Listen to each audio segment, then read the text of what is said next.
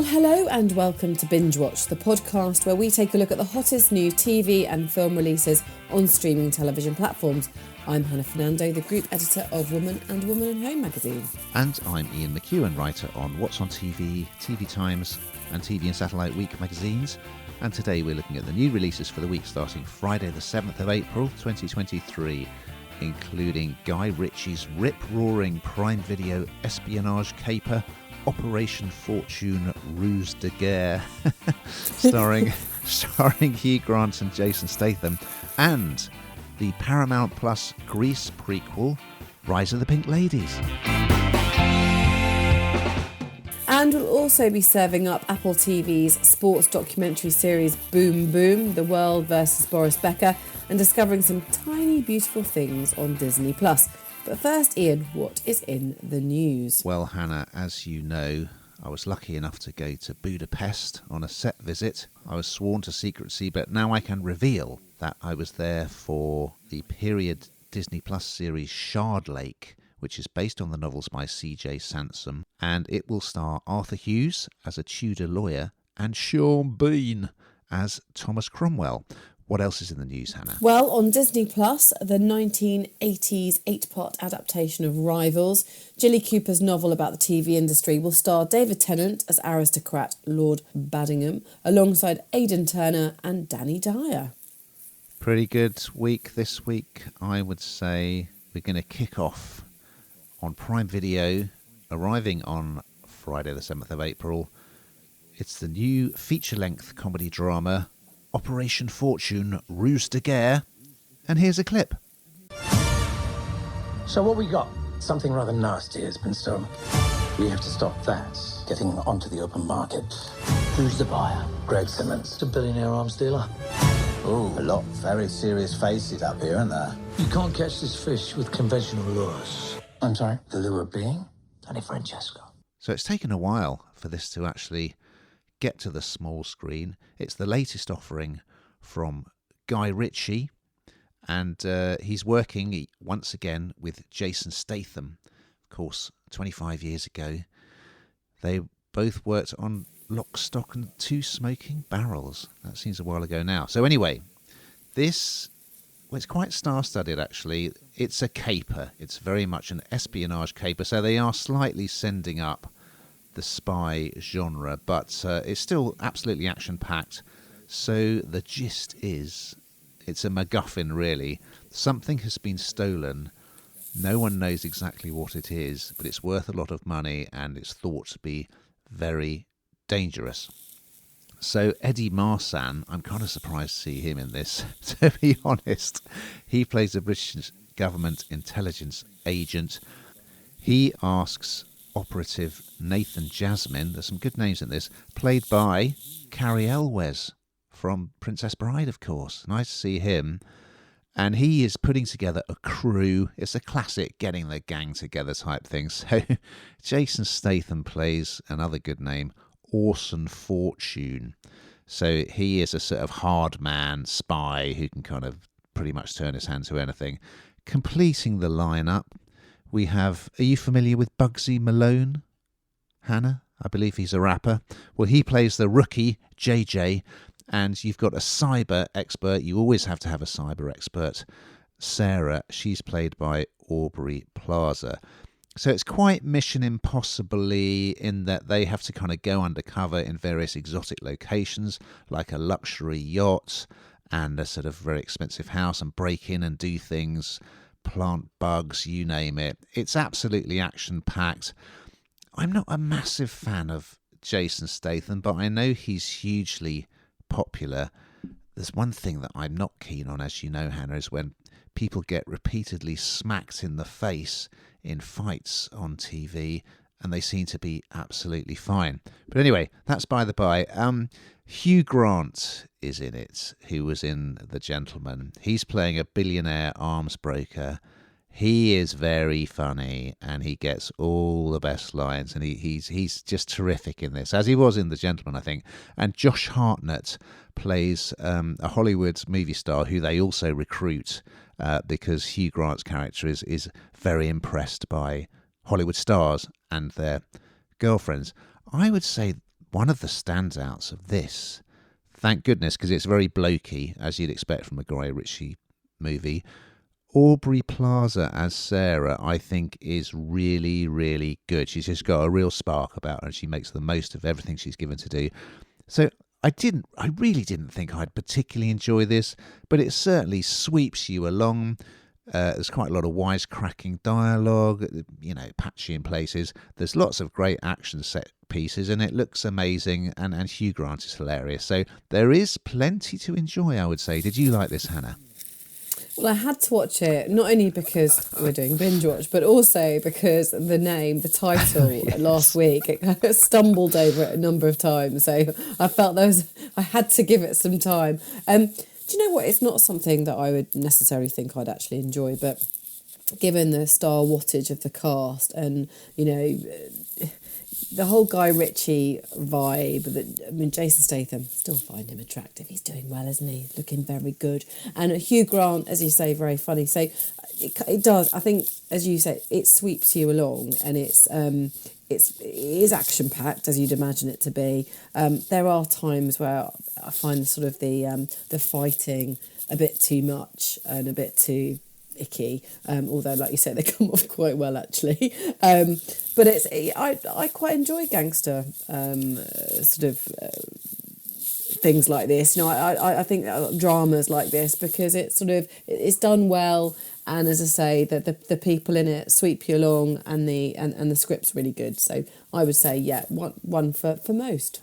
Well, we like to mix things up on Bingewatch. We've got a broad selection of genres for you this week.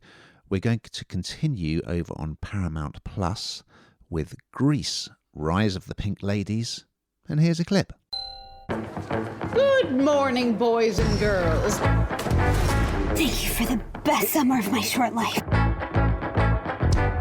And welcome to the 1954 to 55 school year. Olivia, save your seat on my lap.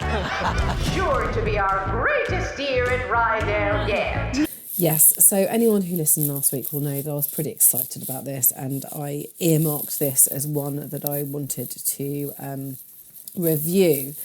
Now, where do I start? So, if you're a fan of Grease like I am, it's kind of one of those things that is it best left alone? Should you really be going back there? And the answer is, in my opinion, probably not. Although I've read a lot of interviews from the cast about this, all sort of feeling the same, but then felt that the premise of this was slightly different. So this is the prequel to the musical movie Grease, and so it's set in 1954, 4 years before the movie was set, with John Travolta and all those lovely moves with Olivia Newton-John.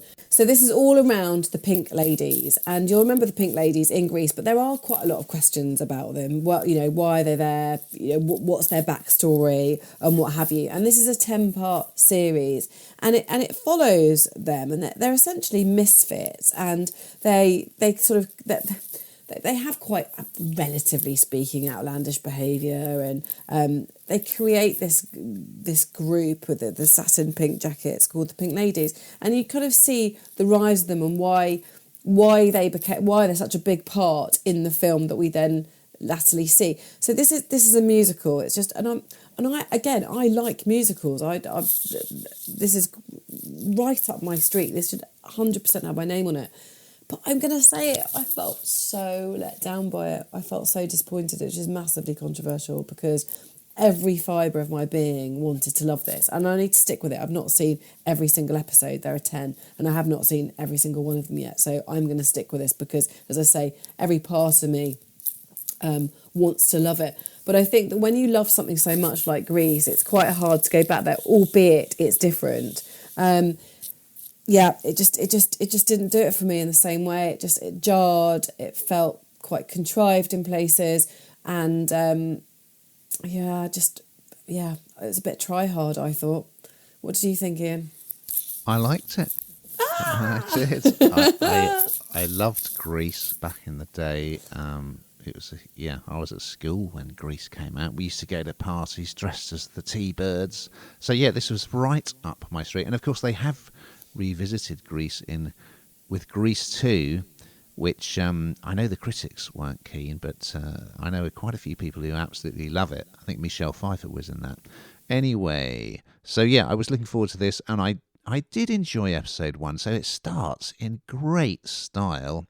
So, of course, I mean, there's so many references to the original movie. It starts at the drive-in, of course. Remember that? Stranded at the drive-in.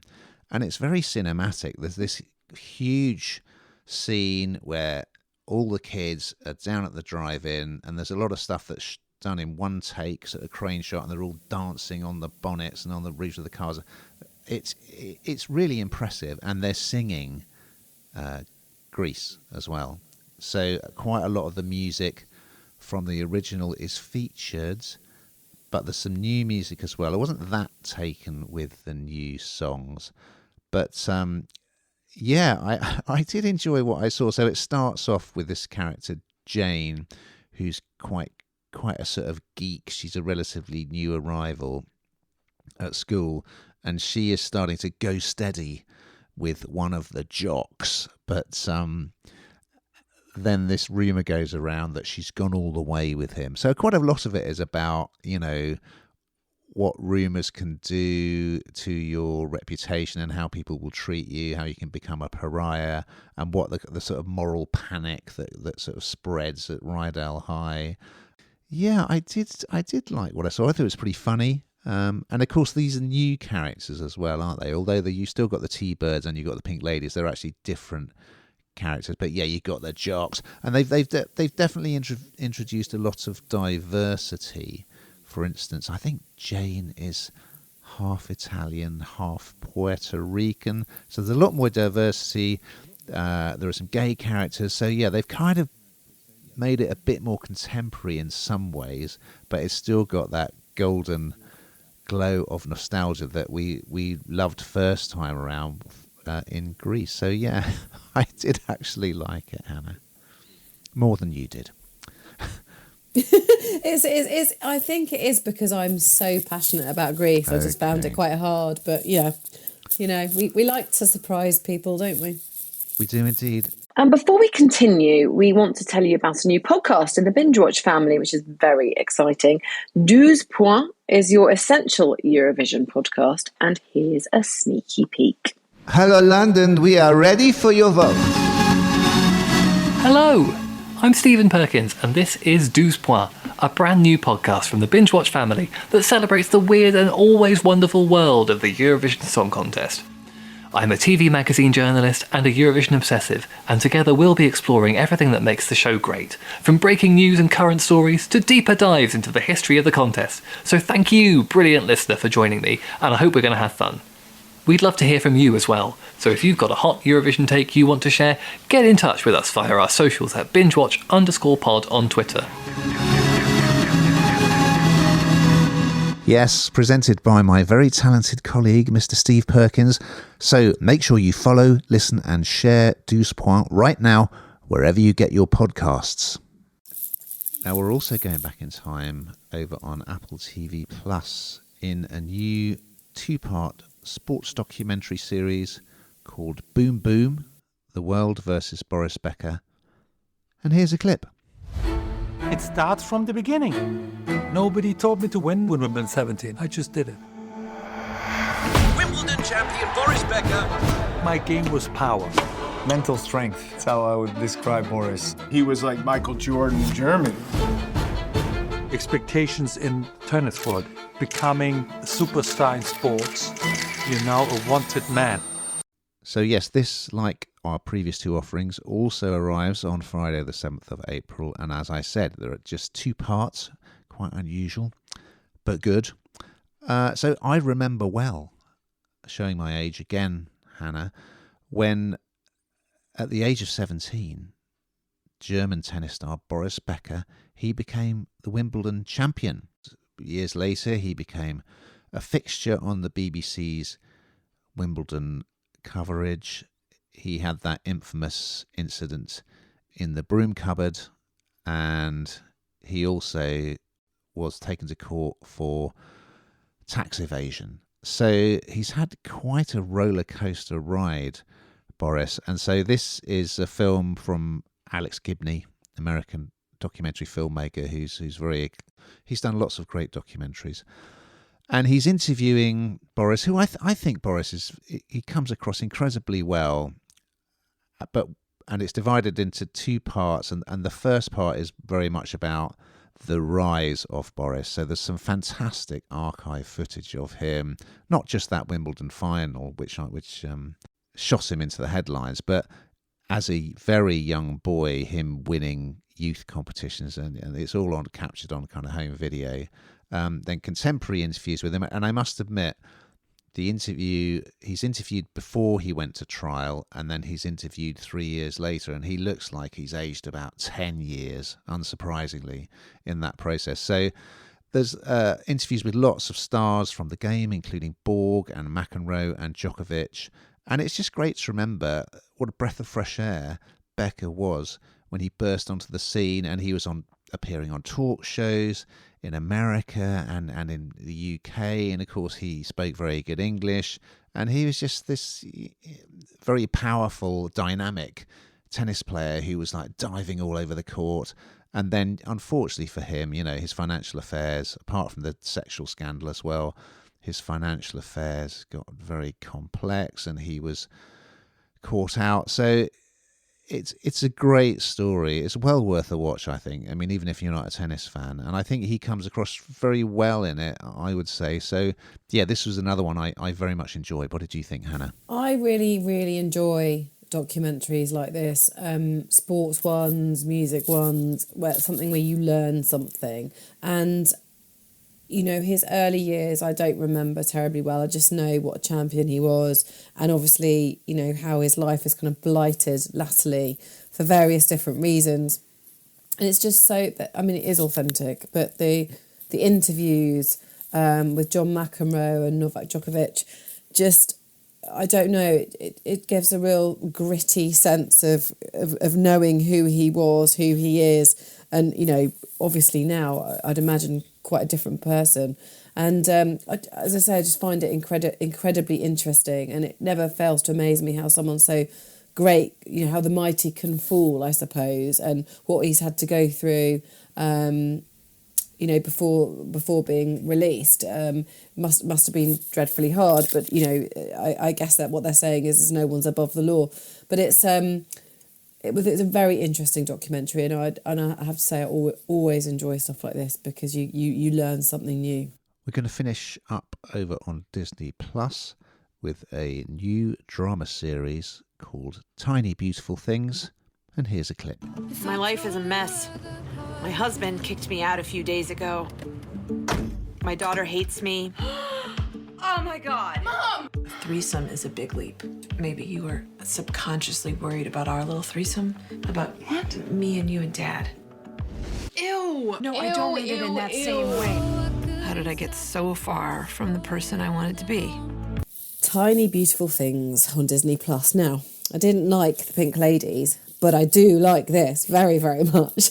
I haven't watched all the episodes yet, but this takes you on a real journey. So this is about a struggling mum called Claire, and she's a friend of hers says, so you're a really great writer, you should do more, and sort of puts her up for this agony aunt role, and which she feels completely ill qualified for, and because her own life's a bit of a mess. And but she takes it on, and you see her go through a huge journey, going back, I suppose. What would she say to her younger self? And there's some really emotional parts to it, where we've all done it. We've all kind of shouted at our mum, or being cross or being irrational, and that's fine if they're still there for you to apologise to, but what if they're gone the next day? And there are some real sort of really very, very sad moments, and watching her with her daughter, and I'm a mother of daughters, and watching her kind of deal with the children as they go up and through their teenage years, and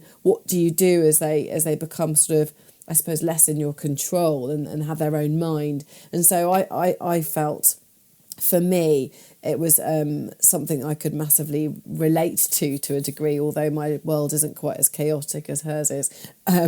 But it's and they do have some very extreme situations, like the threesome that she walks in on with her daughter. And I say extreme, I mean, I'm assuming that's extreme, and I'm not going to have that at some point in my life. But anyway, it's for me, it just takes you. 1 minute you're laughing, the next minute you're crying.